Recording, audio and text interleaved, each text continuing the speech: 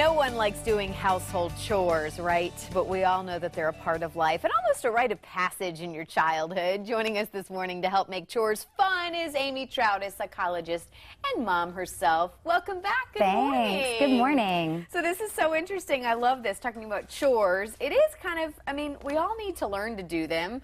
I don't know if you can learn to love them, can you?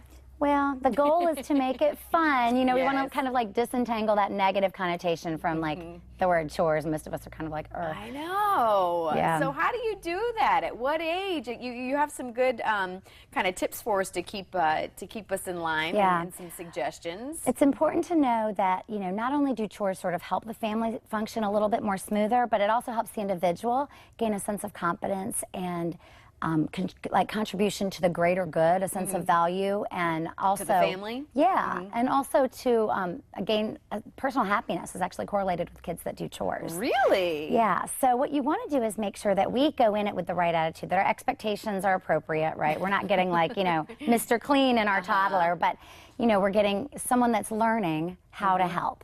And so if our expectations are kind of set appropriately and we make it something that's enjoyable. Set age appropriately, maybe? Yeah, absolutely. Then, you know, we can kind of roll with it as this is just a teaching domain that we want to teach our kids so that they walk away with the good things. You know, whether your house ends up, you know, looking like Good Housekeeping or whatever, you know, it may or may not.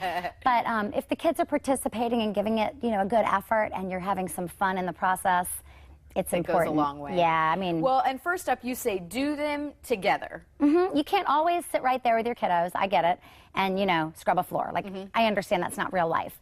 But as much as possible, if you can even have a sibling participating or if you can kind of participate collaboratively with kids based on their age, it makes it much less isolative and lonely. Yeah. You know, like you don't feel like you're being punished doing a chore. Now, if you're doing that, that's different. By myself, I can imagine our Right. kids don't either. Yeah, and then you can have an interactive experience and you can talk about whatever you're talking about, whether it's chore related or not.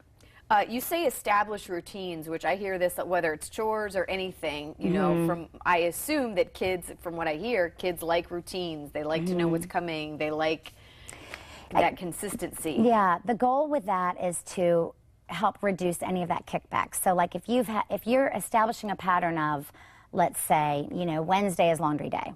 If you're lucky enough to do it once a week. But for your kids, let's say Wednesday's laundry day. So you remind them, hey, it's Wednesday. Remember, when you get home from school, I need to get your, you know, your laundry baskets down by the washing machine and we're going to sort together, or whatever you're going to do with your kids. So that they then start building in, oh, tomorrow's Wednesday. Okay. Oh, yeah, it's laundry day. And you want it to be a little more habitual. They backslide in that. But I mean, you know, eventually that's the goal, to kind of get a rhythm to the chores so that it's not as much, I'm asking you to do a chore, right? It's But kind this of is just more what we expected. do, right?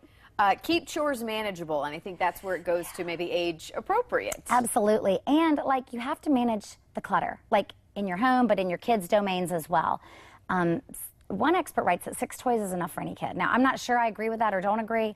6 toys? Six in their possession. So what my family's tended to do is rotate things around. This so is we'll a put brilliant things. idea. You were telling me about this Yeah, in the commercial. we are, you know, a lot of friends will give us toys, or they'll get a lot at Christmas. You know, I don't buy a lot of toys Yeah. for my kids because they don't need them based on what we already have. But we'll rotate things around. So we'll take some things out into the garage or in a basement if you have it, in a different room, and then slowly rotate them out. Dude, the kids don't swap need them a up. lot of stuff. What they have It feels just, new, yeah.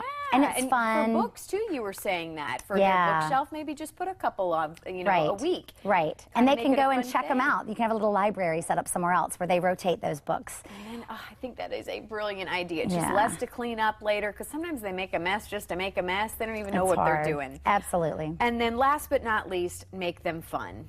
Yeah, like if you're trying to get your kids engaged with something, it's got to be fun if you want it to not be a power struggle. So if you spray smiley faces with your foam cleaner that, you know, age appropriately, if they're cleaning mirrors Yeah. or something, if you go in and do hearts or write little messages on the counter with cleaners, that's fun, right? I'm mean, a big who doesn't fan like of, that? I know it works in my house, is music, because my daughter you loves go. music. We sing songs, and it's amazing. Absolutely. And it kind of puts a time limit, too, if we say, Right. okay, let's listen to 1 or 2 songs Yes. and get some things done. Absolutely. Some people do like short bursts. They'll Yeah. say, okay, here's what we need to get done. Let's see how much we can get done in 15 And minutes. you're We're a going big to set a fan of that, timer. too. Yeah, depending on the age of the kid. We're going to recap this. Number 1, do them together. Do it as a family. Don't isolate. Establish routines. Keep chores manageable. And then make them fun. Absolutely.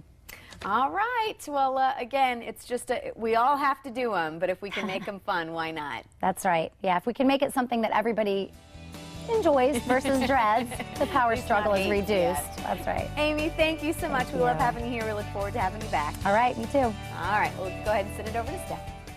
When it comes to love, which would you prefer? Someone who's physically attractive or financially stable? Up next, how stable are you in your finances for love? But first, a look at your Fox forecast and news headlines.